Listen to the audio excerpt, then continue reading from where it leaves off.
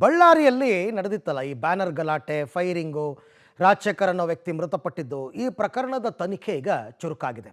ಈ ಪ್ರಕರಣದ ತನಿಖೆಯನ್ನು CIDಗೆ ವಹಿಸಲಾಗಿದ್ದು, ಇವತ್ತು ಬಳ್ಳಾರಿಗೆ CID ಟೀಮ್ ಕೂಡ ಎಂಟ್ರಿಯನ್ನು ಕೊಟ್ಟಿದೆ.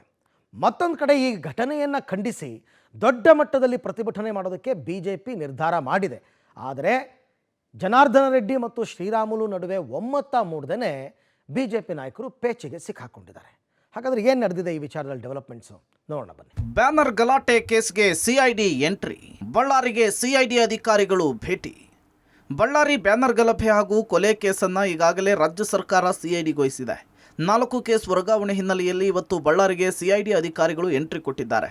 ದಿನಕ್ಕೊಂದು ತಿರುವನ್ನು ಪಡಿತಾ ಇರುವ ಗಲಭೆ ಕೇಸ್ನಲ್ಲಿ ಈಗಾಗಲೇ 67 ಜನರ ಮೇಲೆ ಕೇಸ್ ದಾಖಲಾಗಿದೆ. ಈ ಗಲಭೆಯಲ್ಲಿ ಭಾಗಿಯಾದ ಹಲವರು ಬಂಧನದ ಭೀತಿಯಿಂದ ಜಿಲ್ಲೆಯನ್ನೇ ಬಿಟ್ಟು ಪರಾರಿಯಾಗಿದ್ದಾರೆ. ಸ್ಥಳೀಯ ಪೊಲೀಸರ ತನಿಖೆ ಮೇಲೆ ಸಂಶಯವನ್ನು ವ್ಯಕ್ತಪಡಿಸಿದ BJP ನಾಯಕರು CID ತನಿಖೆಯನ್ನು ಸ್ವಾಗತಿಸಿದ್ದು, ಗಲಭೆ ಪ್ರಕರಣವನ್ನು ನಿಷ್ಪಕ್ಷಪಾತ ಇನ್ವೆಸ್ಟಿಗೇಷನ್ಗೆ ಒತ್ತಾಯಿಸಿದ್ದಾರೆ. ಈಗಾಗಲೇ ಘಟನೆಗೆ ಸಂಬಂಧಪಟ್ಟಂತೆ ಪೊಲೀಸರು ವಿಡಿಯೋ ಸಾಕ್ಷಿ, ಫಿಸಿಕಲ್ ಎವಿಡೆನ್ಸ್, ಡಿಜಿಟಲ್ ಎವಿಡೆನ್ಸ್ ಹಾಗೂ ಬ್ಯಾಲಿಸ್ಟಿಕ್ ಎಕ್ಸ್ಪರ್ಟ್ಗಳಿಂದ ಘಟನಾ ಸ್ಥಳದ ಸಂಪೂರ್ಣ ಮಾಹಿತಿ ಹಾಗೂ ಸಾಕ್ಷ್ಯ ಕಲೆ ಹಾಕಿದ್ದಾರೆ. ಈಗ CID ಅಧಿಕಾರಿಗಳ ಎಂಟ್ರಿ ಬಳಿಕ ಕೇಸ್ ತನಿಖೆ ಮತ್ತಷ್ಟು ಚುರುಕುಗೊಂಡಿದೆ. CID ಅಧಿಕಾರಿಗಳು ಘಟನಾ ಸ್ಥಳಕ್ಕೆ ಭೇಟಿ ಕೊಡಲಿದ್ದಾರೆ. ಆರಂಭದಲ್ಲಿ ಸುಮೋಟೋ ಕೇಸ್ ಆಧಾರಿತವಾಗಿ ತನಿಖೆ ನಡೆಯಲಿದೆ. CID ಅಧಿಕಾರಿ ಹರ್ಷ ನೇತೃತ್ವದ ತಂಡ ಬಳ್ಳಾರಿಯ SPಯಿಂದ ಮಾಹಿತಿಯನ್ನ ಪಡೆದುಕೊಂಡಿದೆ. ಜೊತೆಗೆ ಘಟನೆಯ ಬಗ್ಗೆ ತನಿಖಾ ಫೈಲನ್ನು ಪಡೆದಿದ್ದಾರೆ.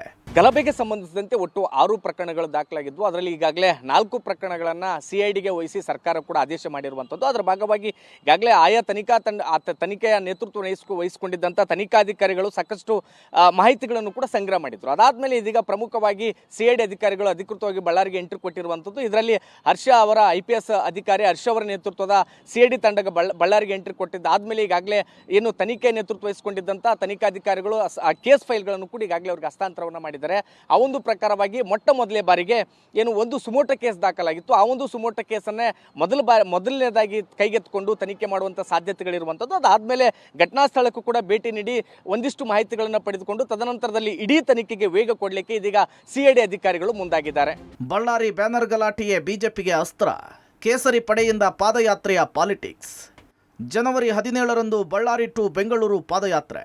ಬಳ್ಳಾರಿಯಲ್ಲಿ ಬ್ಯಾನರ್ ಗಲಾಟೆಯನ್ನೇ ಅಸ್ತ್ರವನ್ನಾಗಿ ಬಳಸಿಕೊಳ್ಳುವುದಕ್ಕೆ ನಿಂತ ಕೇಸರಿ ಪಡೆ ಪಾದಯಾತ್ರೆಯ ಪಾಲಿಟಿಕ್ಸ್ಗೆ ಪಣ ತೊಟ್ಟಿದೆ. CM ಸಿದ್ದರಾಮಯ್ಯನವರಿಗೆ ಅವರದ್ದೇ ಸ್ಟೈಲ್ನಲ್ಲಿ ತಿರುಗೇಟು ಕೊಡುವುದಕ್ಕೆ ಗಣಿ ಧಣಿಗಳು ಅಣಿಯಾಗಿದ್ದಾರೆ.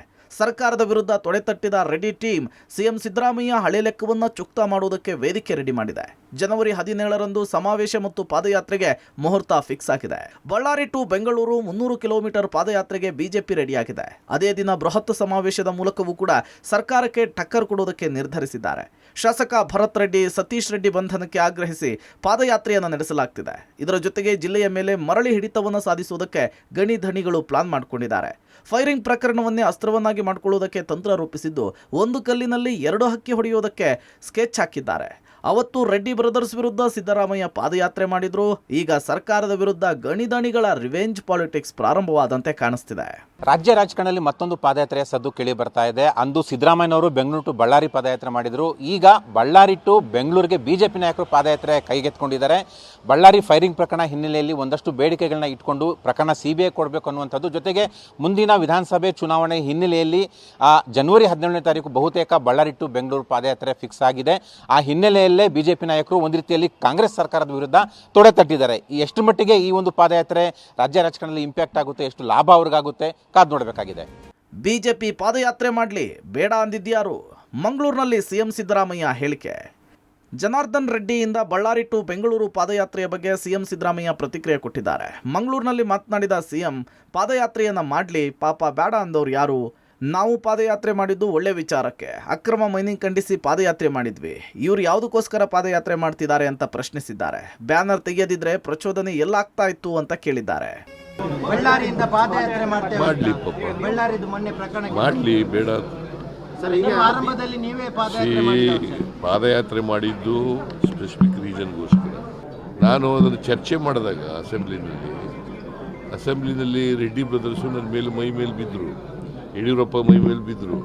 ಅದಕ್ಕೋಸ್ಕರ ಪಾದಯಾತ್ರೆ ಮಾಡಿದ್ದೆ ನಾನು. ಇವರು ಯಾವ ಕಾರಣಕ್ಕೋಸ್ಕರ ಪಾದಯಾತ್ರೆ ಮಾಡ್ತಾರೆ? ಏನು ಮೊನ್ನೆ ಘಟನೆ ನಡೆದಿದೆ? ಬಾವುಟ ಬ್ಯಾನರ್ ತೆಗೆದಾಕ್ದವ್ರು ಯಾರು? ಬ್ಯಾನರ್ ತೆಗೆದಾಕ್ದವ್ರು ಯಾರು ರೀ? ಅದೇ ಪ್ರಚೋದನೆ ಆದದಲ್ವಾ? ಬ್ಯಾನರ್ ತೆಗೆದೇ ಹೋಗಿದ್ರೆ ಪ್ರಚೋದನೆ ಎಲ್ಲಾಯ್ತಿತ್ತು? ಗಲಭೆ ಕೇಸ್ನಲ್ಲಿ ಪೇಚಿಗೆ ಸಿಲುಕಿದ ಬಿಜೆಪಿ ನಾಯಕರು. ರೆಡ್ಡಿ ರಾಮುಲು ನಡುವೆ ಭಿನ್ನಾಭಿಪ್ರಾಯ, ಗೊಂದಲ. ಹೌದು, ಬಳ್ಳಾರಿ ಗಲಭೆ ಪ್ರಕರಣದಲ್ಲಿ ರಾಜ್ಯ ಬಿಜೆಪಿಯ ನಾಯಕರು ಈಗ ಇಕ್ಕಟ್ಟಿನಲ್ಲಿ ಸಿಲುಕಿಕೊಂಡಿದ್ದಾರೆ. ಯಾಕೆಂದ್ರೆ ಜನಾರ್ದನ್ ರೆಡ್ಡಿ ಮತ್ತು ಶ್ರೀರಾಮುಲು ನಡುವೆ ಗಲಭೆ ವಿರುದ್ಧದ ಹೋರಾಟದಲ್ಲಿ ಭಿನ್ನಾಭಿಪ್ರಾಯ ಮೂಡಿದೆ. ಬೃಹತ್ ಪ್ರತಿಭಟನೆಗೆ ಜನಾರ್ದನ್ ರೆಡ್ಡಿ ಪ್ಲಾನ್ ಮಾಡಿಕೊಂಡಿದ್ರೆ ಪಾದಯಾತ್ರೆ ಮಾಡೋಣ ಅಂತ ಶ್ರೀರಾಮುಲು ಹೇಳ್ತಿದ್ದಾರೆ. ಇಬ್ಬರ ಪೈಕಿ ಒಬ್ಬರು ಪ್ಲಾನ್ ಒಪ್ಪಿಕೊಂಡ್ರೆ ಇನ್ನೊಬ್ಬರಿಗೆ ಸಿಟ್ಟಾಗುತ್ತೆ. ಹೀಗಾಗಿ ರಾಜ್ಯ ನಾಯಕರು ಇಕ್ಕಟ್ಟಿಗೆ ಸಿಲುಕೊಳ್ತಾರೆ. ಈ ಮಧ್ಯೆ ಜನಾರ್ದನ್ ರೆಡ್ಡಿ ಮಾತ್ರ ಬಿಜೆಪಿ ರಾಜ್ಯ ನಾಯಕರನ್ನ ಭೇಟಿ ಮಾಡಿದ್ರು.